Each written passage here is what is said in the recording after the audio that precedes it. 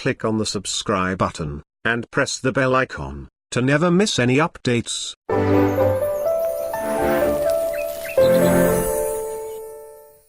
Alhamdulillah, shukr lillah, salatu wassalamu ala rasulillah, wa hasbunallah wa ni'mal wakil, la hawla wa la quwwata illa billah, wa ba'd. I would like in the beginning, after thanking Allah subhanahu wa ta'ala, to thank Dr. Messer for inviting me personally to come.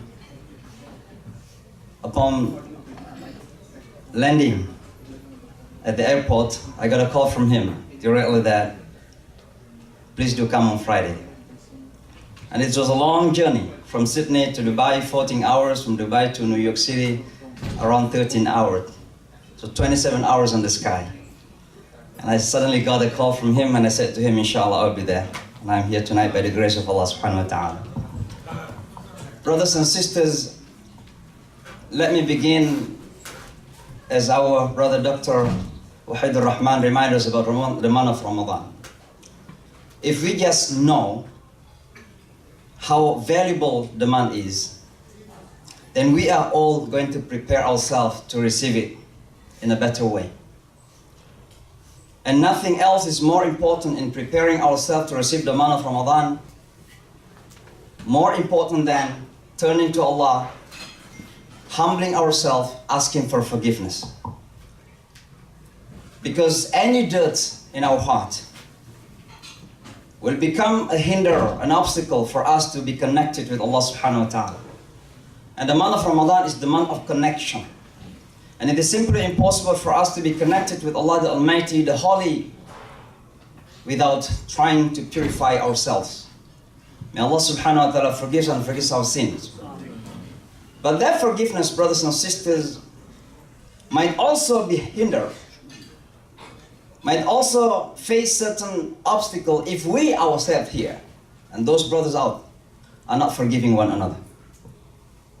So as Brother Wahid began, I would like also to say, please do forgive me.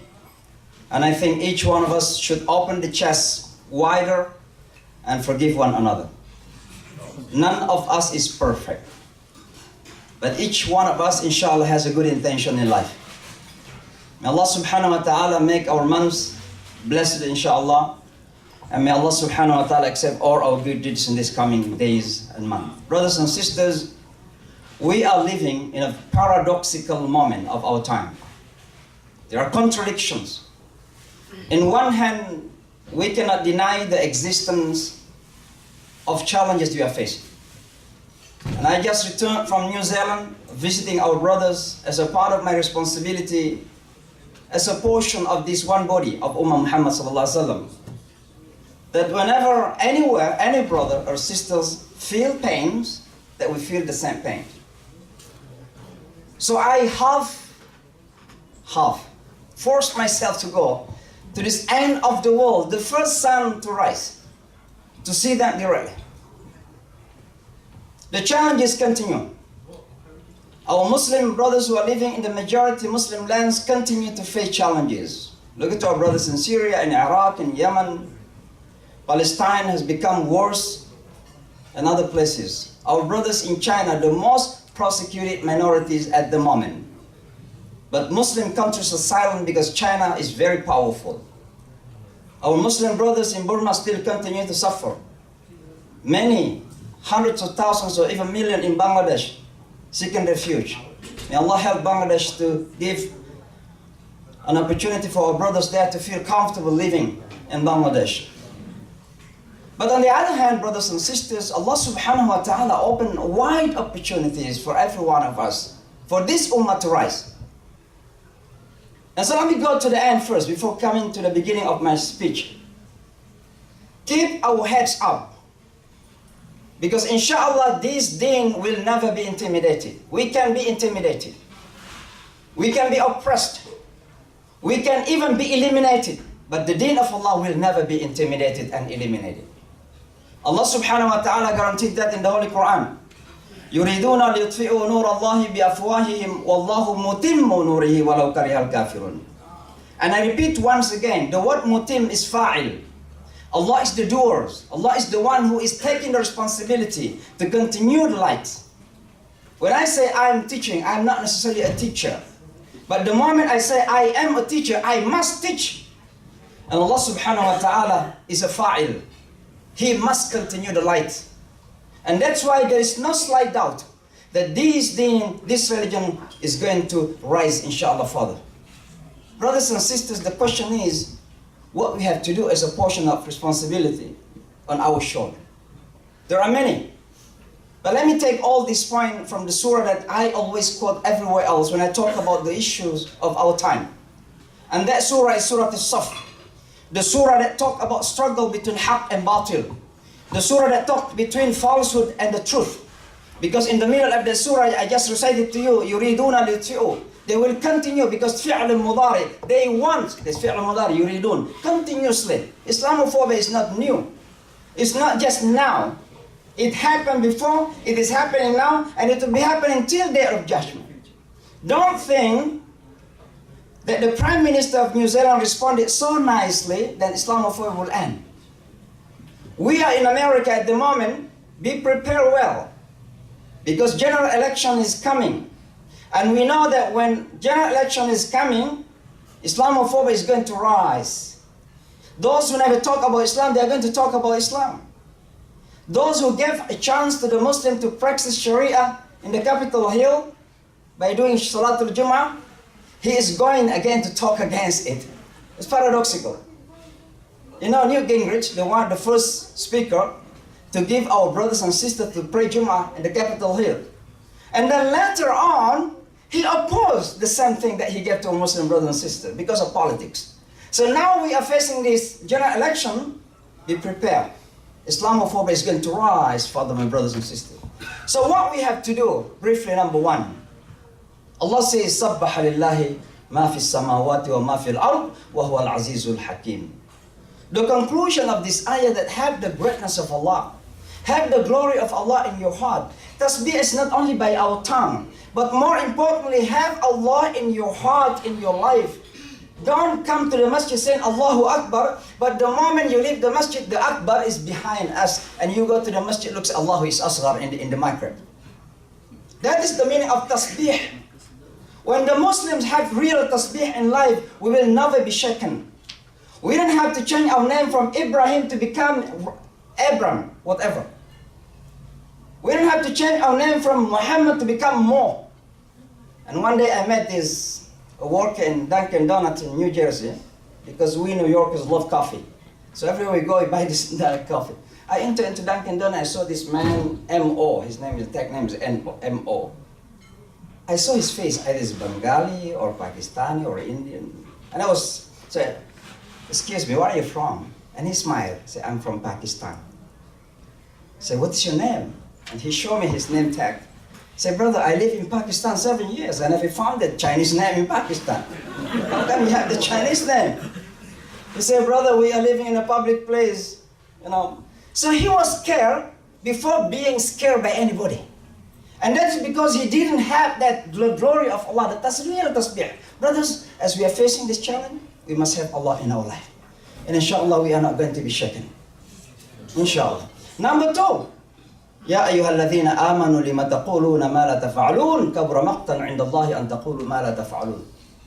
This is not only for the speakers, the imams, because sometimes people say, oh, he's speaking very nice on the minbar, but he doesn't do it. For every one of us, for every Muslim. The conclusion of this ayah is, don't make Islam as a slogan. We say Islam is discipline, but we are the most undisciplined people. We say Islam is clean, but sometimes we're not. We say that Islam is about brotherhood, sisterhood, unity, but we are so divided. We say that Islam is about positive thinking. يا أيها الذين آمنوا اجتنبوا كثيرا من الظن إن بعض الظن إثم. We know that from the Holy Quran. We make it as a slogan. We say that Islam is purification, verifying any information come to us. يا أيها الذين آمنوا إن جاءكم فاسق بنبأ فتبينوا. We have all this negative thinking about our brothers and sisters before clarifications. Brothers and sisters, don't make Islam as a slogan. Make it as a real life. And one of the most important things tonight is real. Brothers and sisters, building a community is really making Islam real. As our JMC president mentioned about how masajid change the society. And the masajid is really the corner of the society. That's why Rasulullah sallallahu alaihi wasallam, when he moved to Medina, the first one that he did is build. It's not only the place to make ruku' and sujood, but it is the corner of the society. Because anywhere you find a masjid, inshallah, the civilization will be established and developed. It is the corner of human civilization. And that's why tonight, as we are gathered together here, inshallah, and I don't know how to ask because I'm shameful to ask you, why there is no any command in the Holy Quran asking us to ask. What we have in the Holy Quran is asking us to give. So basically, before even our Imam coming here, forcing you to take out your money, because I know Imam Beg, he know how to force people to take money out of their pockets.